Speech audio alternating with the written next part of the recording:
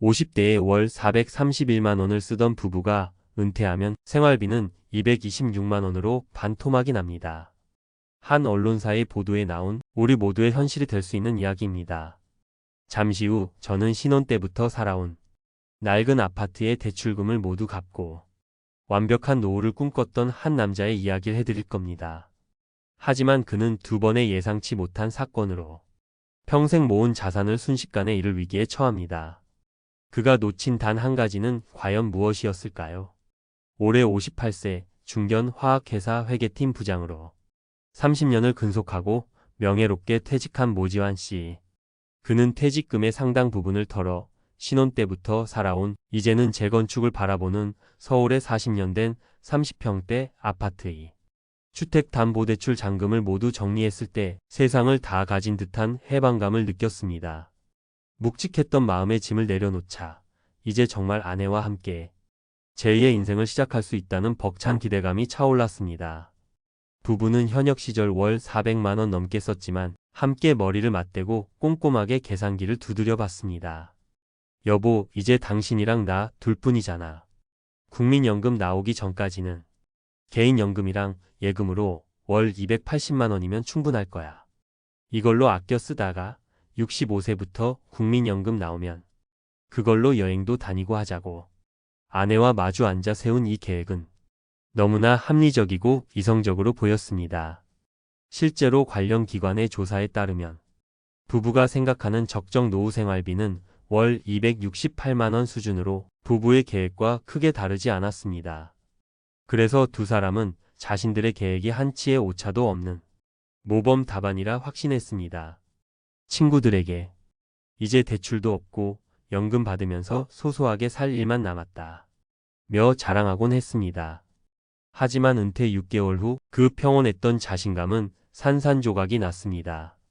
아내가 젖은 욕실 바닥에서 미끄러져 대퇴부 경골골절이라는 심각한 부상을 당한 겁니다. 노년기 가벼운 사고는 장기 간병으로 이어질 수 있는 가장 큰 위험 요소입니다. 초기 수술비와 입원비로만 700만 원이 넘는 돈이 순식간에 사라졌습니다. 대학병원에서는 수술이 끝나자 퇴원을 종용했고 떠밀리듯 재활병원으로 전원해 재활을 이어나가야 했습니다. 거동이 불편한 아내를 위해 당분간 한 달에 400만 원에 가까운 간병인을 써야 했고 매주 받아야 하는 도수치료와 재활치료는 비급여 항목이라 고스란히 부부의 몫이었습니다. 건강보험 본인 부담금 상한제는 이미 한도를 넘긴 지 오래였습니다. 관련 통계에 따르면 최근 5년간 간병비는 무려 40%나 급등했다고 합니다. 이건 더 이상 남의 일이 아니었습니다. 비상금 통장의 잔고가 바닥을 드러내는 것을 보며 모지환 씨는 극심한 불안감과 무력감에 휩싸였습니다. 이건 밑 빠진 독에 물 붓기다. 밤에 잠을 이룰 수가 없었습니다. 엎친 데 덮친 격으로 그의 겨울 한파에 40년 된 아파트의 노후된 보일러가 터져버렸습니다. 설상가상으로 안방 화장실 배관에서 물이 새어 아래층 천장까지 손상을 입혔습니다. 보일러 교체 비용에 아래층 도배 및 보상 비용까지 총 500만 원에 가까운 견적서 앞에서 모지환 씨는 망연자실했습니다. 한 온라인 매체에서 노후주택은 연간 100만 원에서 200만 원의 수리비를 예산에 반드시 반영하라고 조언했지만 그는 설마 우리 집에 무슨 일이 있겠어 라며 무시했던 과거의 자신을 자책했습니다. 이 비용 역시 생활비 통장에서 나갈 수밖에 없었고 그달 부부의 생활은 거의 마비 상태에 이르렀습니다. 한때 안식처였던 집이 이제는 돈 먹는 하마처럼 느껴졌습니다. 두 번의 큰 지출을 겪은 부부는 자신들의 계획이 얼마나 허술하고 순진한 판타지였는지 뼈저리게 깨달았습니다. 그들이 계획했던 월 280만 원은 아무런 사고도 고장도 질병도 없는 유토피아에서나 가능한 금액이었습니다. 한 언론사의 기사에 따르면 50대 이상이 생각하는 개인 기준 최소 생활비는 월 136만 원, 적정 생활비는 월 192만 원입니다. 부부 기준으로는 최소 약 270만 원, 적정 수준으로 살려면 약 380만 원이 필요하다는 계산이 나옵니다. 결국 모지환 씨 부부가 계획했던 280만 원은 아프지 않고 집이 고장나지 않고 아무런 변수 없이 오직 기본적인 생활만 유지할 때나 가능한 최소 수준에 불과했던 겁니다. 작은 위기에도 곧바로 적자로 돌아서는 모래성과 같은 계획이었습니다. 이제 부부 사이의 대화는 줄었고 거실에는 무거운 침묵과 깊은 한숨만이 남았습니다. 자, 지금까지 우리는 모지환 씨 부부의 실수를 통해 막연한 계획이 얼마나 위험한지 살펴봤습니다. 하지만 지금부터가 진짜 중요합니다. 절망하기 위해 이 이야기를 꺼낸 것이 아닙니다. 같은 실수를 반복하지 않기 위해서입니다. 많은 분들이 모지환 씨와 같은 실수를 합니다. 그 이유는 은퇴 후 줄어드는 것만 생각하고 시간이라는 복병이 가져다주는 새로운 지출은 철저히 외면하기 때문입니다. 세금, 대출이자, 연금 납입 같은 비소비 지출은 줄어들지만 나이가 들면서 필연적으로 급증하는 의료비와 갑자기 목돈이 필요한 주택 유지비, 자녀의 결혼과 같은 경조사비 등 예상치 못한 지출을 계산에 넣지 않습니다. 나는 산을 다 올랐다고 생각했는데 그곳은 더 가파르고 험한 내리막의 시작점이었습니다. 모지환 씨의 씁쓸한 독백입니다. 또한 우리는 평균이라는 숫자의 안락함에 너무 쉽게 기댑니다. 한 보고서에 따르면 소득 상위 20%인 은퇴귀족층은 월 449만 원을 쓰고 하위 20%인 절대 빈곤층은 월 100만 원으로 생활한다고 합니다. 이런 극단적인 현실 속에서 나의 라이프 스타일과 자산, 건강 상태를 고려한 구체적인 계산이 없다면 평균은 아무런 의미가 없는 신기루일 뿐입니다. 여러분이라면 이 상황에서 어떤 선택을 하셨을 것 같나요? 반면 모지환 씨와 비슷한 시기에 은퇴한 고등학교 교사 출신의 방철승 씨 부부의 상황은 다릅니다. 이들은 은퇴 준비 초기부터 예상치 못한 지출을 최우선으로 고려하며 계획을 세웠습니다. 그들은 막연한 낙관 대신 현실적인 비관을 선택했습니다. 한 은퇴 설계 전문가의 조언에 따라 이들은 전체 은퇴 자산의 일부를 떼어 생활비 통장과 완전히 분리된 가족 위기 방어 통장이라는 이름의 통장을 만들어 두었습니다. 최소 생활비의 2년치에 해당하는 금액으로 어떤 일이 있어도 이 돈은 절대 손대지 않는다는 원칙을 세웠습니다.